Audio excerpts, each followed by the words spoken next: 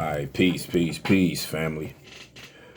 All right, I'm gonna make this right here quick. Came across this article that was dealing with Talib Kweli, and he's been getting a lot of flack off of some a comment that he supposedly made about the ADOS movement, which I found two definitions as far as the meaning behind the acronym. One of the definitions is supposed to be American descendants of slaves, and another one that I found was American descendant of slavery.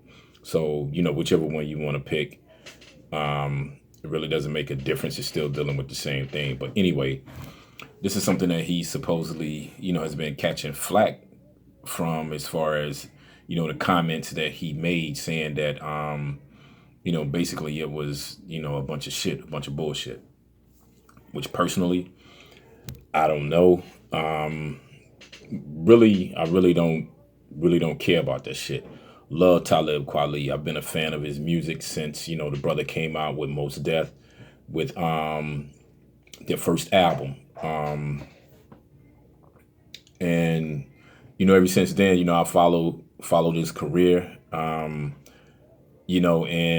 from what I've seen, the brother has always put in, work as far as, this movement of trying to get us in a better place as far as, black people coming up.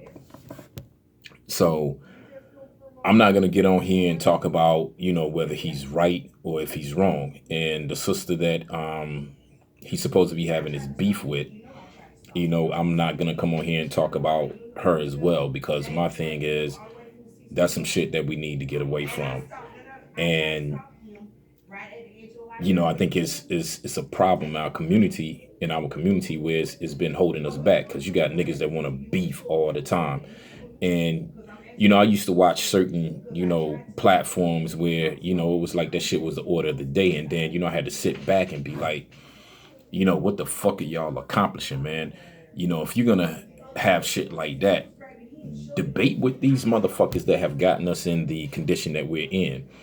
And for the most part, you're not going to see that part. Why? Because the people who are in power feel like that those individuals, whether they're on a grassroots level or, these people are entertainers or they're well known in this particular civilization, they don't feel like, they're worth their time. And that's why come you really do not see those types of debates the way you see those debates going on in, the so-called conscious community, where you got this organization against that organization, you got this particular person's ideology against this particular person's ideology, you got this person's religion against this person's religion, or this organization's religion against this organization's religion. And at the end of the day, what the fuck does that shit solve? Nothing. We are still in the same damn predicament that we've always been in. But one thing I will say about Talib, as far as, what he tweeted in his defense of what he said, he did make a statement, and, he brought some things to the table that, as far as some names that I wasn't aware of, who have been pushing this reparation thing way before, the people that, he supposedly has this beef with even thought about doing it. And some of the people that he mentioned was a sister by the name of Sheila Jackson, brother by the name of Ron Daniels, and Johnny Conyers. And they introduced a bill. It was H.R. 40, which was a reparations bill that was in 1989. He also mentioned two organizations. One was called the NAARC, which stands for National African American Reparations Commission. He also mentioned the second organization, which was, I think this would be NCOBRA, which stands for National Coalition of Blacks for Reparations in America. He goes on to talk about a brother by the name of Randall Robinson, who is the founder of Trans Africa, which is a pro-reparations advocacy group. He also talks about Dr. Claude Anderson, which we already know. This brother has been putting in work for years and years.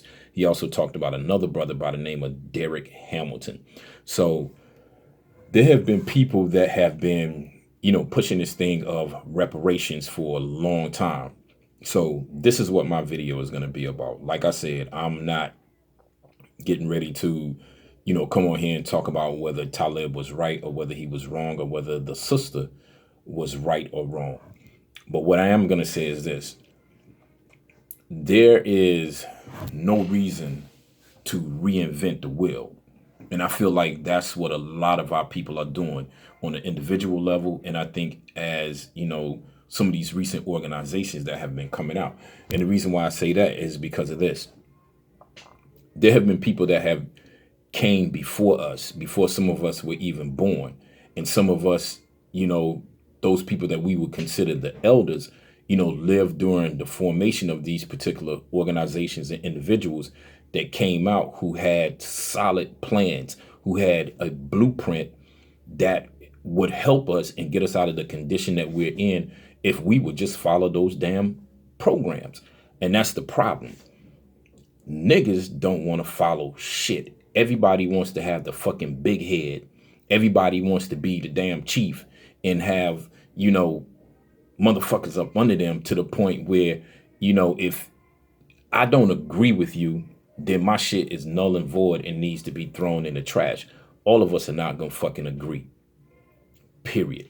It doesn't matter what walk of life you come from, whether you're lower class, middle class, or upper class. All of us are not going to agree on the same fucking shit. But the one thing that we can agree on is that we are in deep shit.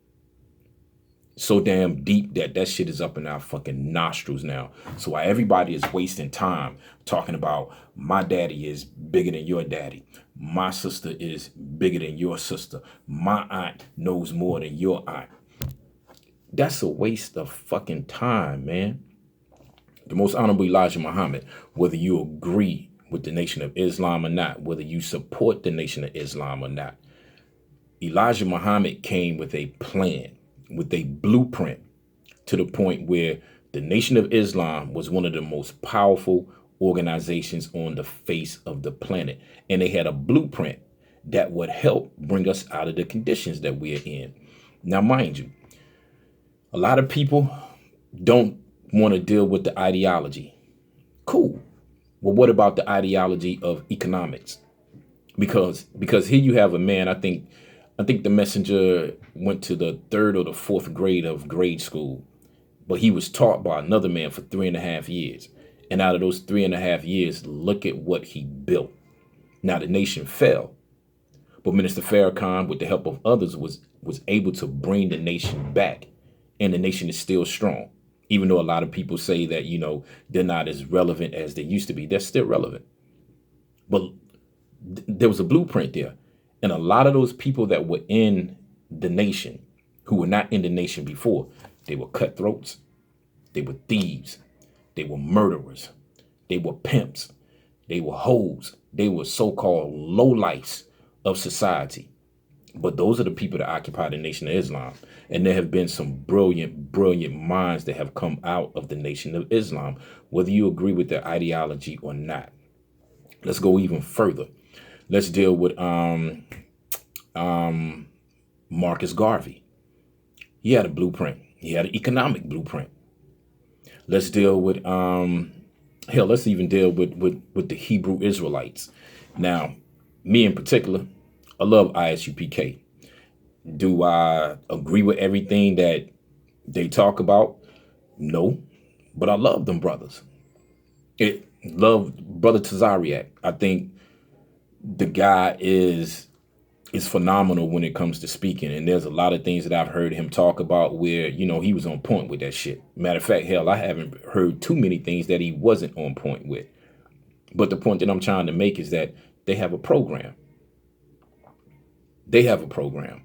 There are other organizations that have similar programs. Whether you agree with the ideology or not, they have programs. So there's no need to reinvent the wheel. Just pick a fucking program. Attach yourself to that program and put in fucking work, man. Duplicate that shit in your area. You don't have to fall up under their regime. Just duplicate the shit. That's all you have to do. And that's what I mean by Stop trying to reinvent the fucking wheel. Everything has already been laid out. But here's the goddamn problem. Niggas don't want to follow suit with shit. They don't want to be a part of a program. They don't want to be a part of a fucking code. Because see, once you start doing that, then there's certain things that you got to cut out. There's certain things that you got to do. You got to stay on point. Because if you don't, then that one weak link in the chain can be used to topple the whole goddamn organization. And not only that, it can be used to topple a whole race of people. And that's the problem. All we do is talk. Fuck talking, man. Everybody is putting down Talib Kweli, but this is the thing you guys need to look at. They say that you can tell a tree by the fruit that it bears. Well, look at the brother's work. You may not like what the fuck he said, but does his work outshine whatever the fuck he said about this particular movement? And if his work outshines whatever he said about this particular movement, then roll with that. As far as the sister that he was talking about, I can't remember the sister's name because that's why I keep saying the sister. Does her work outshine whatever it is that Talib is talking about? That's the magnifying glass that you have to use, or the microscope that you have to use whenever you put these things in a way to where they need to be scrutinized. You look at the works. I hear people talk about Minister Farrakhan all the time, but look at the brother's work. Look at his work. You got ISUPK, going back to them brothers again, because, you know, a lot of people hate the fucking Hebrews, man. But look at the work that they doing, man. Does the work that they do that helps the black community outweigh the other shit that you feel like they need to throw in the fucking garbage? Because all of us are not perfect, man. We're going to make mistakes. We're going to say things that, you know, in any point in time of the day or in the future that, you know, we may have to take back or regret saying. But at the end of the day, when you look at a person's legacy, at an organization's legacy, does the good outweigh the bad? And if it does, that's what you roll with. That's what you roll with. So all of this shit that I've been seeing on social media platforms, man, it's gotta stop. Everybody for the past couple of weeks have been talking about Nipsey Hussle. Well, what about Nipsey? Everybody has shed tears. Some people who didn't even know who this brother was know who he is now. But one of the things that everybody has been talking about is the work that he did. Now, he didn't start out that way. He didn't start out as a conscious brother.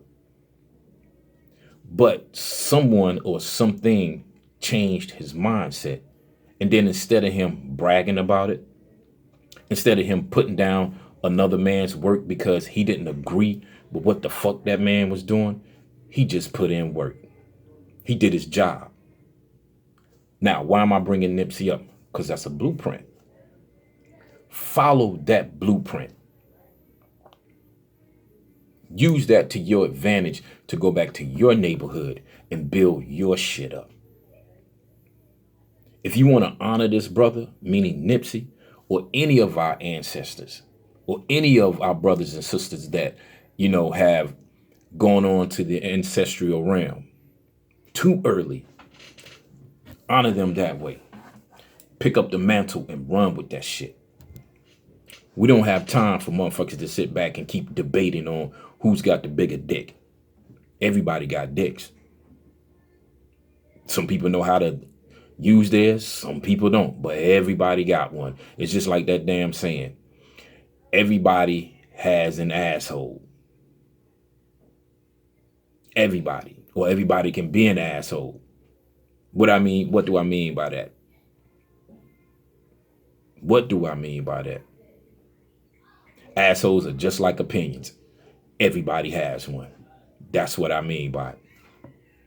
So, with all of these goddamn opinions, hell, that's just like what I'm saying now. My shit is an opinion. But let's weigh it into balance. Is what I'm saying some shit that needs to be thrown in the fucking garbage, or does it have some legitimacy to it? And if it does, then you sit back, man, and you study shit and ask yourself, what the fuck am I doing in my community? What have I not been doing in my community? Or what have I been bringing to my community that is a detriment to my community to the point where I know that's what it is and I need to change that shit? Whatever need that your community has, then fulfill that fucking need, man.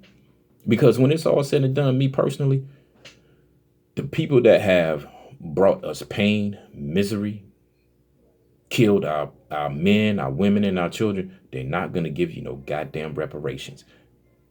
That's just me personally. Now, if we get it, fine, but I highly doubt it. And the reason why I say that is because of this. How can they pay that debt? Not only did they kill us mentally, spiritually, they killed us physically. And according to American law, there is no statute of limitation on murder. And they murdered us wholesale. So what type of reparations are they going to give to us to the point where it can redeem all of those things? There is no reparations out there that can redeem all of those things, especially murder. Now, this brother Nipsey Hussle was killed. Some people say that, it was the government was behind it.